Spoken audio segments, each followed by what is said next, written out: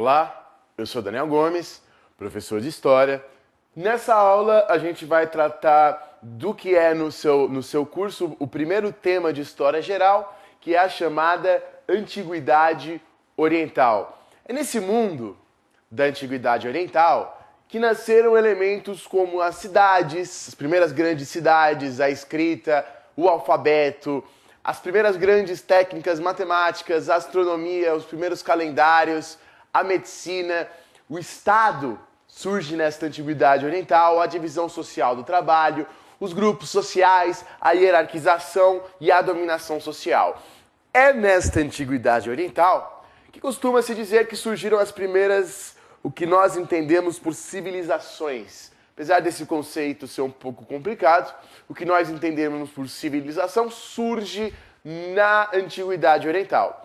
Então vamos olhar no mapa onde se localiza essa Antiguidade Oriental. Vamos lá.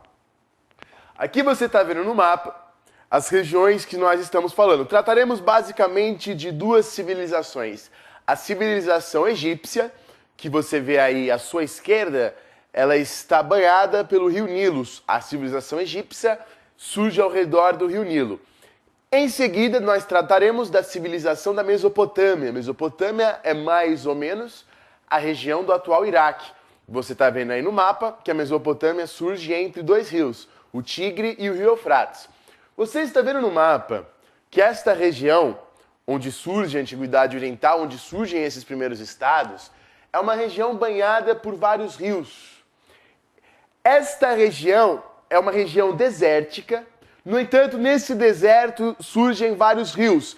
Estes rios tornam as terras ao seu redor férteis, portanto, as civilizações surgem no meio do deserto ao redor desses rios. Por isso, esta região que você está vendo é chamada de crescente fértil. As primeiras regiões surgem, as primeiras civilizações surgem no deserto, ao redor desses rios. São as civilizações do crescente fértil.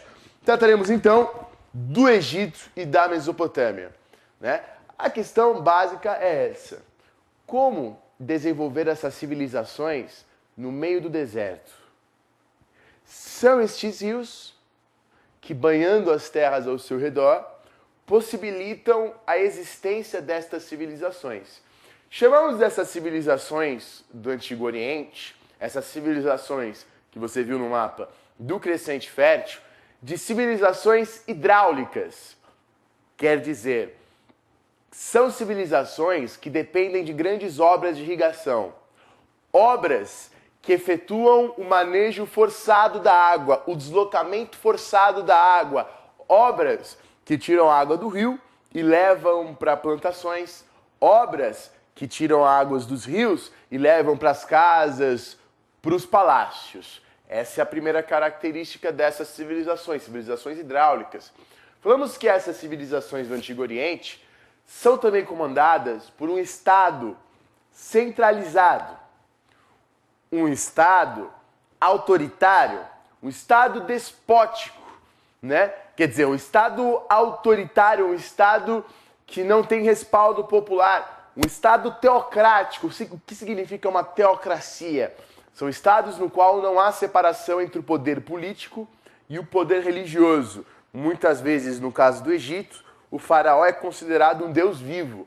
Ou no caso da Mesopotâmia, o rei é considerado um representante dos deuses. Então o poder político e o poder religioso se confundem, estão juntos. Este Estado centralizado tem como funções dirigir a economia, comandar as caravanas de comércio, organizar a força de trabalho, dirigir o exército, comandar a organização militar e comandar a religião. Se os reis são deuses ou representantes dos deuses, são eles os chefes supremos dessas religiões. Nestes estados da Antiguidade Oriental, tanto Egito quanto Mesopotâmia, predomina o que nós chamamos de corvéia real, ou servidão coletiva. Pela corvéia real, todos os habitantes são como servos do rei, servos do faraó. Quer dizer, quando o faraó quer construir uma obra, um dique, um canal, quer construir uma estátua, quer construir uma pirâmide, ele tem o poder de chamar esses trabalhadores, esses camponeses. A relação entre Estado e camponeses é a relação da servidão coletiva, quer dizer, todos os camponeses são obrigados a trabalhar para o Estado, para o rei, quando ele chama, quando ele quer. Então vejamos, retomando, estas civilizações do Antigo Oriente são civilizações hidráulicas, são estados centralizados, despóticos, teocráticos, um estado que dirige a economia, a religião, a organização militar, e um estado que se relaciona com os camponeses através da servidão coletiva. Todos servem a esse faraó. Essas características que nós listamos são as características do chamado modo de produção asiático, o que o grande pensador Karl Marx chama de modo de produção asiático. Então vejamos na imagem agora algumas destas inovações, algumas dessas obras hidráulicas. Esta obra que você está vendo é uma foto contemporânea, mas do que é uma dessas obras fundamentais do Antigo Egito, dessas obras hidráulicas fundamentais. Essa obra, isso que você está vendo é chamada Nória. Nesta outra imagem, você vê agora uma forma de deslocamento da água, né? De você tirar a água de um lugar e passar para outro, chamado Shaduf. Né? Aqui você vê uma representação dos egípcios do chamado Shaduf. Muito bem. Então começamos, em primeiro lugar, falando do chamado Egito Antigo. Vamos começar falando rapidamente da formação do Egito e das características principais desse Egito Antigo. O grande historiador Heródoto lançou uma frase muito repetida, muito falada, a frase que diz: o Egito é uma dádiva do Nilo. O Egito só existe porque existe o rio Nilo. Se não fosse o rio Nilo, o que seria o Egito? Um grande deserto. A palavra Egito é uma palavra que significa terra preta ou terra fértil. O Egito surge ao redor do rio Nilo. O que acontece com o rio Nilo? O rio Nilo, como vocês sabem, ele tinha antigamente as suas cheias, né? E estas cheias deixavam uma camada de nutrientes na terra, nutrientes chamados de humus, e esses nutrientes fertilizavam as terras ao redor do Nilo. Por isso o Egito surge no período pré-histórico, tem uma formação no período pré-histórico, quando as populações do deserto do Saara, fogem do deserto para ficar ao redor do rio Nilo, nessas regiões fertilizadas pelo rio Nilo. Por isso o rio Nilo é uma dádiva do Nilo. Essas populações que fogem do deserto, elas vão formando várias espécies de tribos ao redor do rio Nilo. Essas tribos em egípcio são chamadas de Spats. No entanto, elas são mais conhecidas pelo nome grego, nomos. São criados vários nomos, várias tribuzinhas ao redor do rio Nilo. No ano de 3500, estas tribos se unificam em dois reinos, o Alto Egito e o Baixo Egito. O rei do Baixo Egito tinha uma coroa branca, o rei do Alto Egito tinha uma coroa vermelha. Sabemos que entre os anos de 3100 e 2920 a.C., o Alto Egito e o Baixo Egito se unificam. Né? O processo de unificação se inicia por um imperador, um faraó chamado de Escorpião Rei, e ele é sucedido por um outro, que na verdade a gente não sabe qual é o nome dele exatamente, não sabemos se é Menes ou Narmer. Né? O nome dele é meio incerto na arqueologia. O que importa pra gente aqui é que entre o ano de 3100 e 2920, por Menes ou Narmer, o Egito Antigo é unificado, o Alto e o Antigo Egito se tornam um só e surgem os grandes faraós do Egito. O Egito é o primeiro estado centralizado da história, o primeiro reino da história, o primeiro estado da história. Muito bem. Como se organizava essa sociedade egípcia? Então vamos agora ver uma estátua. Essa estátua tem aí 5.000 anos de idade, uma estátua extremamente antiga. Esta estátua é a estátua do faraó Khefren. Veja como essa estátua reflete o poder dos faraós. Veja como essa estátua passa a ideia de onipotência, né? Veja como essa estátua passa a ideia de um faraó poderoso, altivo, olhando para frente. E veja que atrás do faraó você tem um falcão. Esse falcão representa um deus, o deus Horus. Na maior parte do período egípcio, da história egípcia, o faraó era considerado um deus vivo, descendente direto deste deus Horus.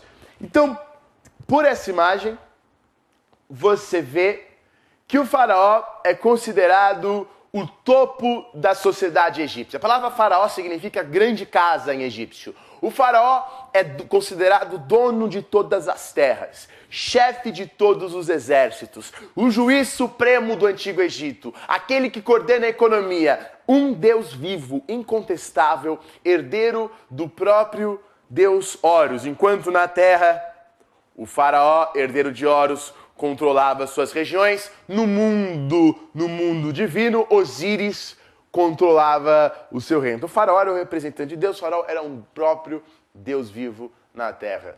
O faraó tinha várias atividades, caçava leões, hipopótamos, animais do deserto. Então o topo da pirâmide social egípcia era o faraó. Vejamos agora mais duas imagens, para nós pensarmos a sociedade egípcia. Aqui você vê duas esculturas do Antigo Egito, que representam dois grupos extremamente poderosos do Antigo Egito. À sua direita, você vê um sacerdote. Os sacerdotes tinham um poder imenso sobre vida e morte no Antigo Egito. Um poder sobre as pessoas, um poder sobre o mundo divino. E veja que o sacerdote, nessa escultura, é representado também de forma altiva, também olhando para frente. À sua esquerda, você vê um escriba. O escriba também tinha um poder muito grande na história egípcia. Isso vira e mexe é cobrado nos concursos, nas provas. A escrita egípcia, chamada de hierógrafo, era uma escrita altamente complexa, né? E estes escribas tinham um monopólio desta escrita, do domínio desta escrita. Isto lhes dava um grande poder. Neste mundo egípcio, a escrita era considerada sagrada. Né? Você escrevia uma coisa, você não simplesmente escrevia. Aquilo que você escrevia tinha um poder mágico, um reflexo no mundo sagrado. E o poder dos escribas reflete justamente isso, como você está vendo na imagem. Muito bem. Você vê então que era uma sociedade dominada pelo faraó, um deus vivo. Abaixo do faraó estavam sacerdotes, escribas, funcionários burocráticos. E na base da pirâmide social egípcia, a maioria da população egípcia, a maior parte são os chamados felas. Felas são os camponeses egípcios. A maioria da população analfabeto, submetidos a tributos, aos trabalhos forçados do faraó, né, a servidão coletiva que a gente comentou, e a castigos físicos. Você sabe que se um egípcio, um camponês egípcio, não pagasse os seus impostos, os seus tributos, ele tinha suas orelhas cortadas. Então, resumindo, vejamos nesta imagem agora esta pirâmide social do Antigo Egito. Você vê que no topo está o faraó e a sua família. Abaixo dele estão funcionários burocratas, escribas, sacerdotes. A maioria da população eram camponeses. Algumas pessoas que praticavam atividades artesanais, a construção de roupas, principalmente a partir do linho, né? A cerveja, muito apreciada pelos egípcios, né? Os egípcios tomavam muita cerveja, as crianças tomavam cerveja, e era também uma atividade artesanal. Você vê aí, no final dessa pirâmide social, uma camada pequena de escravos, né? Existiam escravos no Antigo Egito? Existiam. Muitos deles capturados em guerras. No entanto, eles eram poucos. Eles não eram a base da produção egípcia. A base da produção egípcia eram camponeses e artesãos. Muito bem. Do ponto de vista econômico, isso é a estrutura social básica do Egito Antigo. Do ponto de vista econômico, nós temos no Egito o estatismo faraônico, uma economia controlada, dirigida pelo faraó. Alguns produtos eram muito importantes, como o trigo, a cevada, o linho para a produção de roupas. No artesanato, a cerveja, como nós comentamos, a construção de tijolos, a metalurgia para a construção de armas, né? Do ponto de vista do pensamento, chamamos o pensamento egípcio de mítico, conservador e conformista. Quer dizer, em outras palavras, o egípcio explicava o mundo através do mito. E o egípcio tinha uma crença no poder mágico da palavra. Ele achava que tudo que você dizia, tudo que você fazia e tudo que você escrevia, tudo isso tinha poder. Por exemplo, a deusa Ptah teria criado o mundo apenas com as palavras, né? Por exemplo, nos túmulos das elites egípcias, você via pinturas de alimentos. Eles achavam que se você pintasse um alimento num túmulo, a pessoa podia se alimentar disso no além. Por exemplo, no túmulo você tinha pinturas de servos. Acreditava-se que se existia um servo pintado no túmulo, esse servo serviria ao seu senhor no além. A gente encontrou túmulos com barcos, para que a pessoa pudesse navegar no além. Então tinha uma crença mágica, né? Por exemplo, algumas mulheres, quando elas não conseguiam ter filho, elas ficavam nuas diante de carneiros, acreditando que assim esse carneiro traria a fertilidade para ela, né? O deus Knum, que é o deus carneiro, é o deus da fertilidade, junto com a deusa Hathor, também que é uma deusa com aspecto de vaca e tal. Dizemos que a religião egípcia é uma religião politeísta, né? Uma religião que acredita em vários deuses. Existem deuses que eram cultuados no Egito inteiro, como o deus Osíris, deus Máximo, a deusa Ísis, esposa de Osíris. Existem deuses locais, como o deus Ra, o deus Sol, que é da cidade de Heliópolis, o deus Amon, que inicialmente era da cidade de Tebas. Inclusive houve um confronto entre os deuses de Heliópolis e os deuses de Tebas, né? Entre Amon e Ra. Para solucionar esse confronto, Amon e Ra se uniram numa manifestação conjunta dos dois deuses, que é o deus Amon-Ra. Dizemos que a religião egípcia é uma religião antropozoomórfica, quer dizer, antropo vem de homens, zoo, animais, morfia, forma. Antropozoomórfica, os deuses tinham formas de homens e animais. O deus Horus, que era o deus representado pelo faraó, cujo faraó era descendente, ele tinha cabeça de falcão e corpo de homem, né? Então eram deuses com uma mistura de homens e animais. Alguns animais eram sagrados, né? O gato, por exemplo, era um animal sagrado. A gente chegou a encontrar uma múmia, um túmulo com 300 mil múmias de gatos, né? Matar um gato no Antigo Egito era pena de morte para muitas pessoas. No Egito você tinha, né, então essa crença no poder mágico de objetos, de estátuas. Por exemplo, as estátuas dos deuses, principalmente dos deuses mais importantes, mais significativos, essas estátuas eram abraçadas, lavadas, vestidas todos os dias, passeavam em procissões. Os chamados obeliscos. Os obeliscos representavam a força, o tamanho do deus Ra, do deus Sol. Elas apontavam para cima, né? O egípcio acreditava que o ser humano era composto por 4 elementos. O corpo material, o Ket, uma réplica imaterial do seu corpo, que habita o seu corpo. Você tem o seu corpo e você tem o seu corpo imaterial, né? Invisível, vamos dizer assim, que é o Ka. O terceiro elemento que compõe o ser humano é a alma, o Bai. E o quarto elemento é aquilo que te dá vida, o Hu, né? Que é o fogo divino, a chispa. Então você tem o corpo material, você tem a alma, você tem uma réplica imaterial do seu corpo e você tem o fogo divino. Veja, para o ser humano viver no outro mundo, o ser humano precisa desses 4 elementos. O Ket, o Ka, o Bai e o Hu. A réplica imaterial, a alma e o fogo divino nunca morrem. No entanto, seu corpo material morre.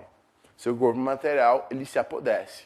Então, para você continuar a existir no outro mundo, os corpos eram mumificados, né? Os corpos eram mumificados. A mumificação dos corpos permitia a sua existência no outro mundo. Ah, mas e se a múmia se perdesse, se tivesse algum problema com a múmia? Colocava-se perto da múmia estátuas, para que a sua alma pudesse habitar aquelas estátuas caso tivesse algum problema com a múmia, né? Você sabe que o além, o mundo divino, no início do período egípcio, era restrito só para as elites. Depois nós temos o que podemos dizer de democratização do céu, né? Todos os egípcios tinham a possibilidade de ir para estes mundos.